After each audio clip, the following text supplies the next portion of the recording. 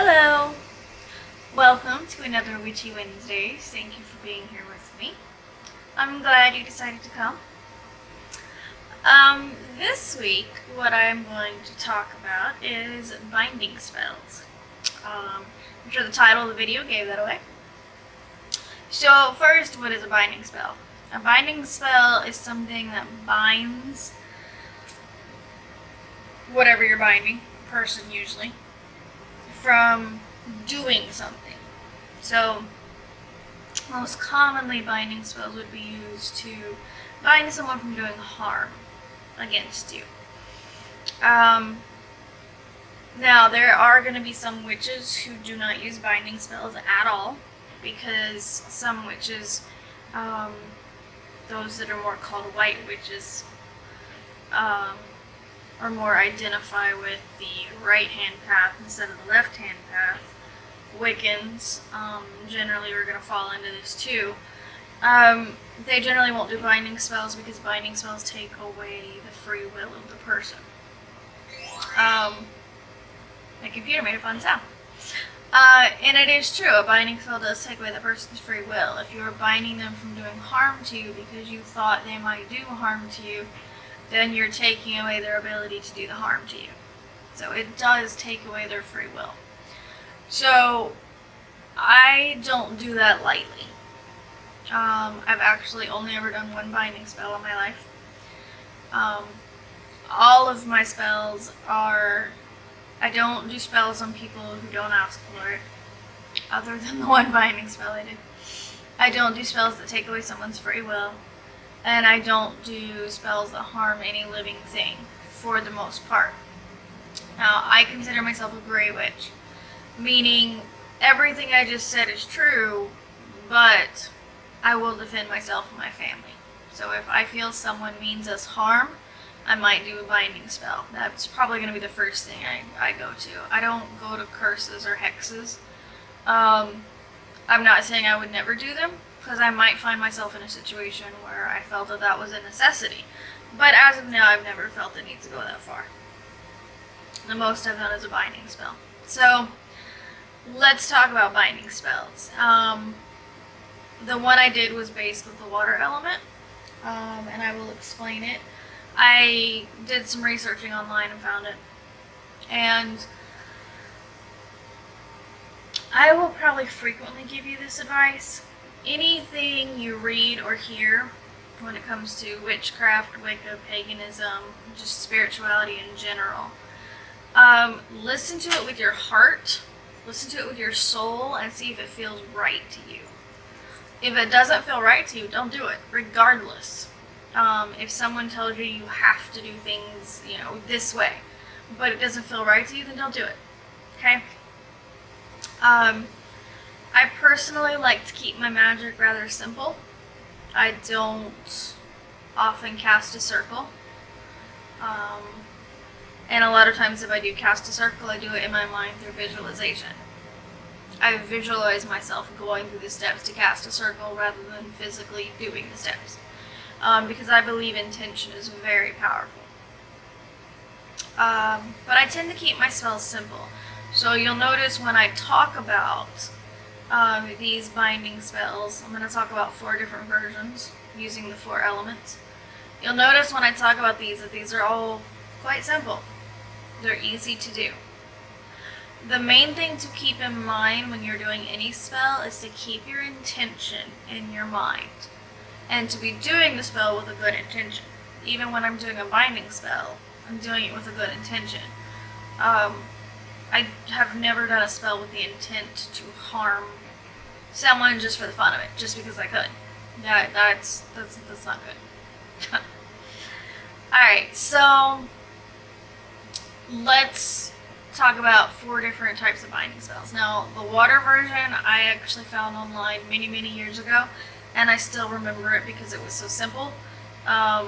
I honestly don't remember if I used it exactly as I found it online or if I altered it to fit me. I don't remember. I just remember what I did, so that's what I'm going to give you.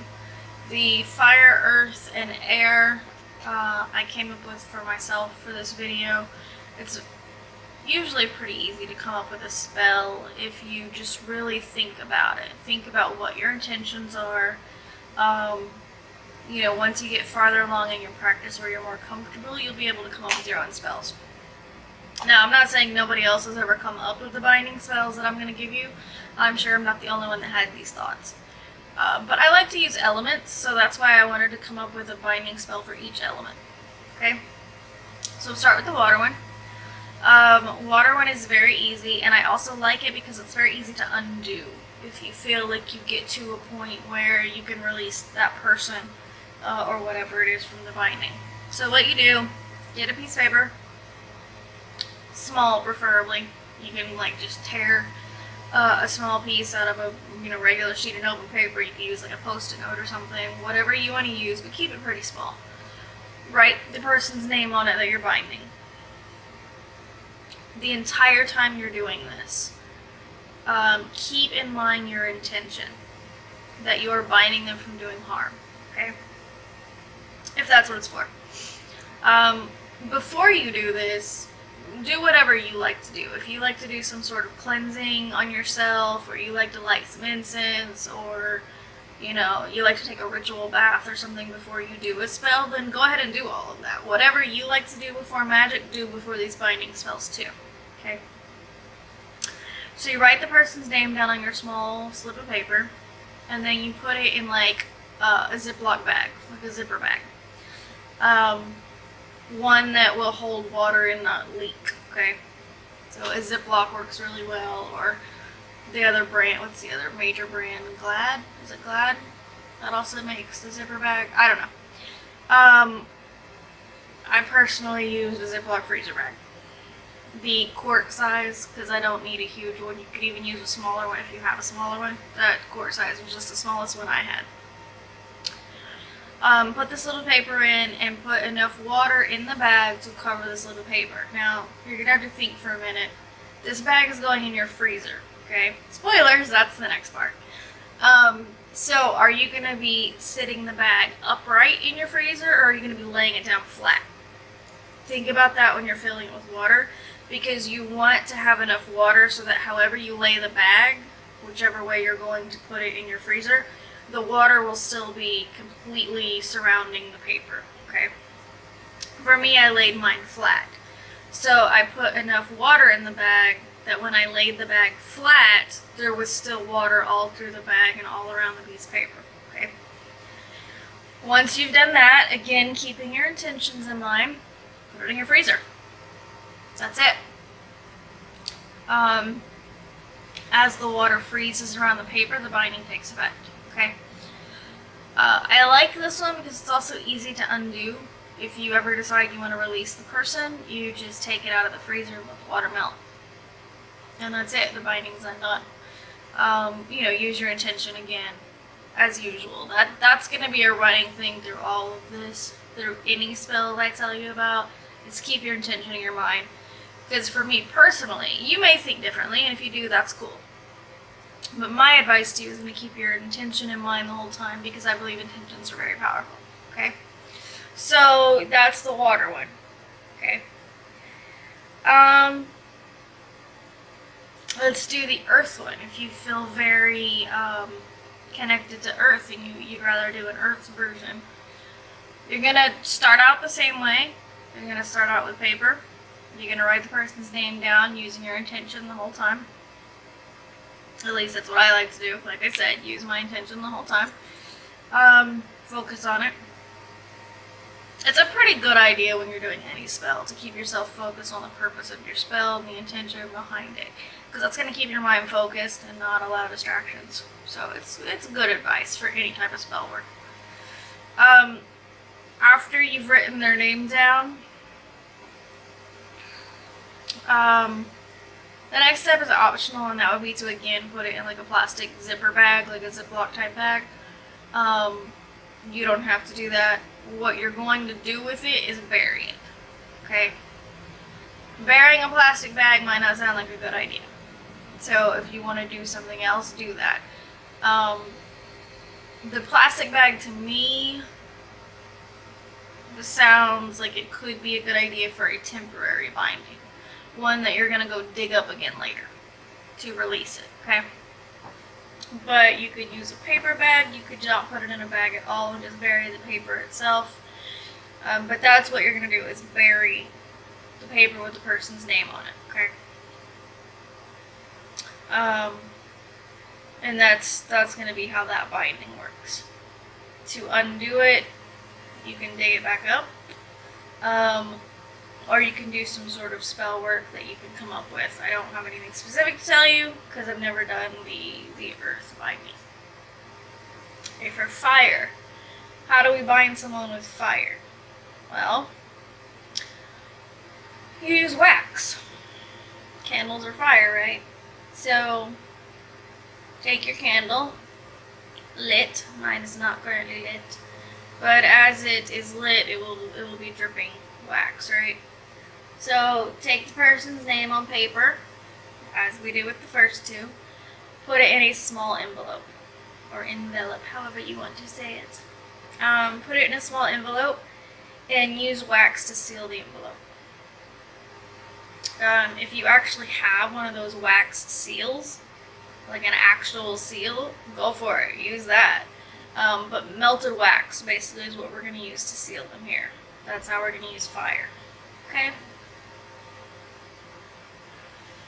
Oh, I see a little cat outside that I've seen quite a bit at our apartments, and it looks so scrawny. It hurts me. Every time I see it, it hurts me. Can't do anything about it though. There's like 5 stray cats in our apartments, and we already have 2 cats. It hurts me though. I love cats, and I hate seeing cats in that type of situation. Alright, tangent. Last is air. Now, using air for a binding spell sounded really difficult to me. I googled to see if I could find anything where someone else had come up with something using air for binding, and I couldn't find anything. So I came up with something myself. One of the representations of air is just simple talking, or singing, or chanting, because air is also communication, right? And when you talk or sing, like, air comes out of your mouth. So what I would suggest doing if you'd like to use the air element in your binding is to simply speak some words. You could write the person's name down, or maybe get a picture or something of them to focus on while you're doing it. But I would say come up with some words that fit what you're doing. And you can keep it really simple. You can just, I bind whoever from doing harm to me or my family. It doesn't have to be like a long poem or something. Now, if you like to write, if you like, coming up with poems and things like that, go for it. Make it as fancy as you want it to be. I keep my spells simple, so if I were doing it, I would just say a simple statement. Now, for me personally, if I'm going to say a fairly short statement like that, I'm going to repeat it multiple times. Probably like 3 times or so. I would repeat it, maybe more. I might use it as like a chant. But that's how I would do an air binding. Is just using your words, your voice. Whether it's just speaking, a chant, a poem that you wrote for it, singing, if you love to sing. Just use your voice. Okay? If you have any questions about binding spells, please leave them in the comments down below, and I will answer any questions asked. If you disagree with the use of binding spells, that's completely your choice. I don't judge anyone who does or does not use, binding spells. I am against taking away someone's free will just for the fun of it. I would only do binding spells in a pretty, bad situation. The one time I did it, it was to keep my ex from hurting me. he was causing me a lot of emotional pain. A lot. So I did the water binding spell where you freeze their name, and things got better after that. So also feel free, if this is like piqued your interest but none of these really feel right to you, do a Google search for binding spells. There's a ton of them out there. But again, my advice is to use them with discretion. Use it only when you feel like this is what you have to do. Don't use them just, all willy-nilly just because you can. At least personally, I am against taking away another person's free will without a very good reason. So, alright, I will see you next week. I'm going to talk about the elements a little more next week.